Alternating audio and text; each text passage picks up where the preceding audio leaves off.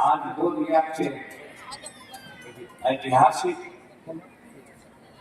और सांस्कृतिक स्थल पर माननीय श्री बोधगया का 13वां वार्षिक उत्सव के अवसर पर यहाँ पर निदेशक श्री विजय कुमार जी हैं, प्रिंसिपल जैन कुमार जी हैं, वाइस प्रिंसिपल श्री चंद्रेश्वर कुमार जी हैं और अपनी गरिमामय उपस्थिति से यहाँ पर गौरवान्वित कर रहे हैं श्री गोविंद कुमार जी, जो हमारे प्रतिनिधि भी हैं और एक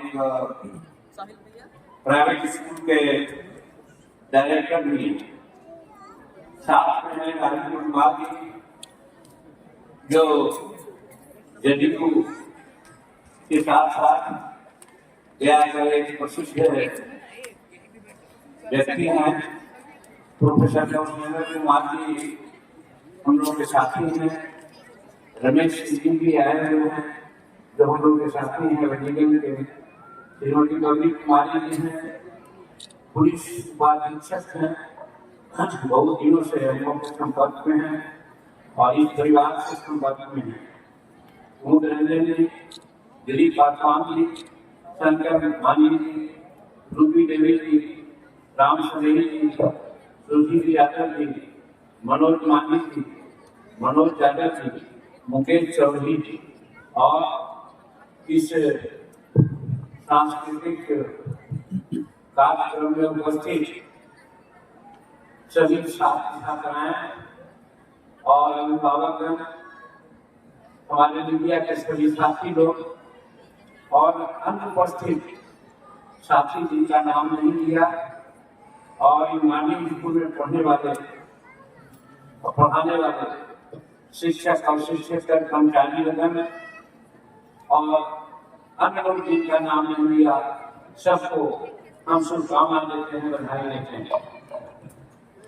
ये लगातार आज दूसरा दिन मुझे ऐसा मौका है जब प्राइवेट स्कूल जिसको कहते हैं उसके वार्षिक उत्सव में उपस्थित होने का मौका मिला है। कल ही रोहित कुमार जी के विद्यालय में भी थे और आज विजय कुमार जी के विद्यालय में हम आए हैं। थोड़ा समय की पाबंदी है, नहीं तो मन कर रहा था कि बच्चे लोगों की जो कलाकृति देखने को मिली और हम देखते समय देते, लेकिन हवाई अड्डा पर आज इसका प्रमोशनार्थी समिति की बैठक है जिसका मैं अध्यक्ष हूँ। मार्क्स 11:30 से इसका कार्यक्रम था, आप लोगों के लिए आधा घंटा उसको आगे बढ़ाया है। 12:05 में हमको वहां पहुंचना है, इसलिए बहुत सारी बात नहीं कहेंगे, सिर्फ शुभकामना व्यक्त करेंगे। और एक मन में जो बात आती है, जो कल भी मैंने कहा था कि आज जो पढ़ाई लिखाई का सिलसिला है सरकार के द्वारा, उसमें हमारे गरीब के बच्चे, मध्यम वर्ग के बच्चे निश्चित रूप में वंचित हो पा रहे हैं। इसलिए कि बड़े बड़े शहरों में, राजधानी विद्यालय में काफी कॉस्टली 20,000, 30,000, 30,000, 30 लाख रुपया सालाना में लोग अपना बच्चों को वहां पर पढ़ाई दे रहे हैं। लेकिन उनकी संख्या अगर अमीरों की बात कही जाए तो 10-20% है, बाकी 80% के बच्चे निश्चित रूप में पढ़ाई से वंचित होते रहे हैं। उस क्रम में ऐसे ऐसे विद्यालय जो प्रथम मुख्यालय में हो, गांव में चल रहा है, बड़े बड़े गाँव में भी चल रहा है, ये इतनी अच्छी सेवाएं दे रहे हैं शिक्षा के संदर्भ में कि मैं जो उनका कायम हूँ और उनका आभार व्यक्त करता हूँ। यहाँ पर कहने में थोड़ा सा दिक्कत महसूस होती है, लेकिन सच्चाई को कहना चाहिए, इसलिए कि हमारे यहाँ पर बात नहीं होती। आज सरकार शिक्षा के संबंध में खास करके बिहार में देखा गया होगा, बजट हमारा बहुत है, बहुत ज्यादा है, सभी विभागों से ज्यादा शिक्षा का बजट है। लेकिन सरकारी विद्यालय में जो पढ़ाई होती है वो आप लोग समझते हो। अगर सरकारी विद्यालयों के बल पर अगर बच्चे हमारे रह जाए, मध्यम वर्ग और गरीब के बच्चे जो रह जाए, तो निश्चित है 20 लाख 25 लाख 30 लाख सालाना देकर के अपने बच्चों को अमीर लोग पढ़ाते हैं, उसका सामना नहीं कर सकते हमारे बच्चे, चाहे तो कम्युनिटी की डांसर हो चाहे और हो। तो इसके संदर्भ में जो गरीब के बच्चे, मध्यम वर्ग के बच्चों को मामूली फीस ले करके ग्रामीण परिवेश में छोटे छोटे शहरों में इस प्रकार का प्रबंध करके जो काम शिक्षा का कर रहे हैं, मैं इनके प्रति दिल से आभार व्यक्त करता हूँ। तब अरविंद बाबू के बारे में यही कहा था, आज हम मिले जी और उनके साथियों के बारे में यही कहना चाहते हैं, आप बहुत नीक काम कर रहे हैं, बहुत अच्छा काम कर रहे हैं और इससे पढ़ाई का केंद्र निश्चित आगे बढ़ने की स्थिति में है। और जो बड़े बड़े पैसा देकर के बच्चों को पढ़ाते हैं, IAS IPS और बड़े कॉम्पिटिशन में जाते हैं, उनके नजदीक पहुंचने में आप इन बच्चों को मदद कर रहे हैं। इसलिए हम समझते हैं आपकी उपयोगिता को और इसके लिए आपको धन्यवाद देते हैं कि आप कहना चाहते हैं कि जैसे खास करके अभी जो बच्चियां अपना कला दिखला रही थी, अभी बोल रहे थे प्रबंधन दल के लोग, ये सारी बच्चियां कोई ठोस परिवार के नहीं, सब ग्रामीण परिवेश की और इस प्रकार के मंच पर अपना कला का प्रदर्शन कर रही थी। हम समझते हैं कि बड़े बड़े जो विद्यालय है वहाँ की बच्चियां भी शायद इस कला से अपने कला का प्रदर्शन करने में सक्षम नहीं हो सकती होगी, ऐसा मुझे लगता है। अगर नहीं हो तो उसके समकक्ष ये लोग आज यहाँ पर आए हैं, अपना कला दिखला रहे हैं और हम समझते हैं गाँव घर के लोगों का मनोबल बढ़ा रहे हैं। ये बहुत की बात है, काबिल तारीफ है, इसका मैं तारीफ करता हूँ। और हम गार्जियन से जानना चाहते हैं कि मेरे विभाग के लोग प्रिय भाइयों को यहाँ पर आए हैं, जाना जाता है कि घर परिवार ही बच्चों का पढ़ाई का पहला पाठशाला होता है। आप इस प्रकार से बच्चों को आगे बढ़ाने के लिए घर में सिखाते हैं, संस्कार देते हैं, उसका बहुत बड़ा असर आगे जाकर के पड़ता है। इसीलिए यहाँ तो आप ऐसा करके बच्चों को पढ़ाने का काम कर रहे हैं, तारीफ की बात मैं कर रहा हूँ सब लोगों के लिए, लेकिन आपके लिए मैं कहता हूँ कि आप घर पर बच्चों को जरूर संस्कारित कीजिए।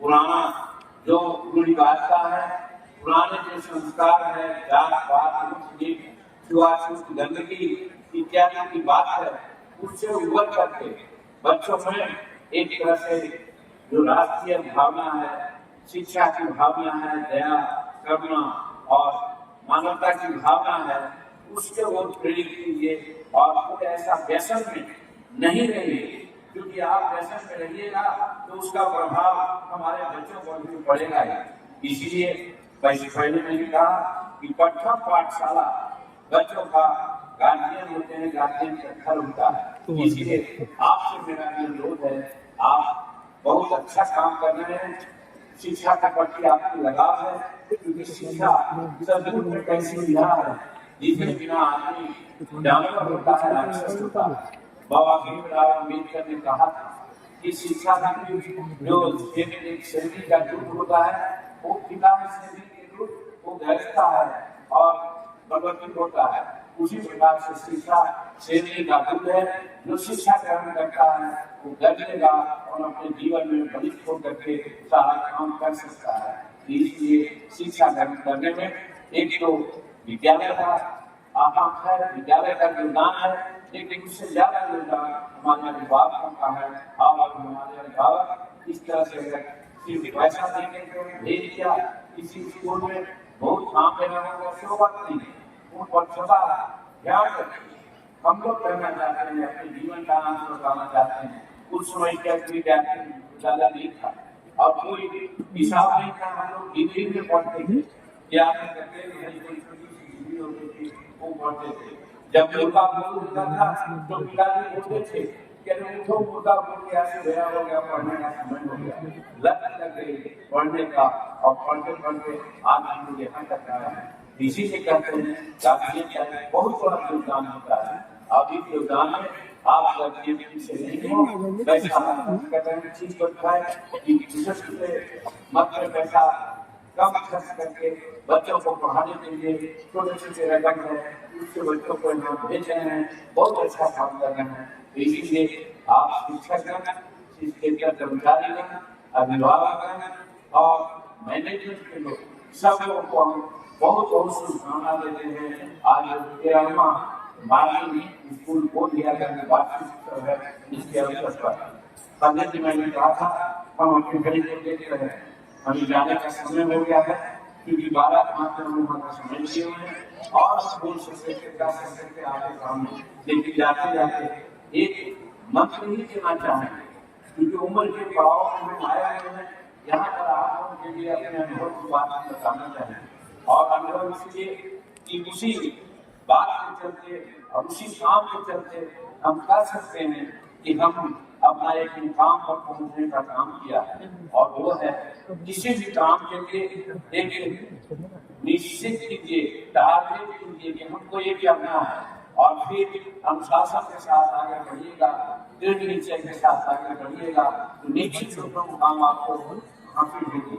आप कह सकते हैं हमारे साथ जहाँ पढ़ने लिखने का कोई हिसाब नहीं बल्कि पढ़ने लिखने में लोग बाधा करते थे, उन बाधाओं को दूर करके हम आज यहाँ पर आए हैं।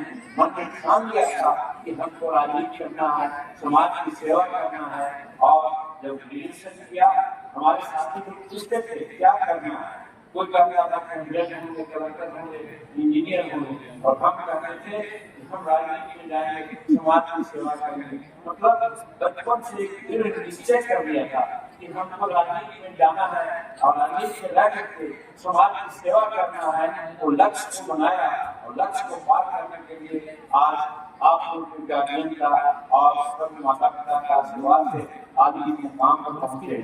तो हम यही कहना चाहते हैं बच्चों को ये लक्ष्य निर्धारित करो, दृढ़ निश्चय करो, अनुशासन के साथ कठोर परिश्रम के साथ आगे बढ़ोगे, मुकाम तुम्हारे हाथ में तुम्हारा पैर छुएगा।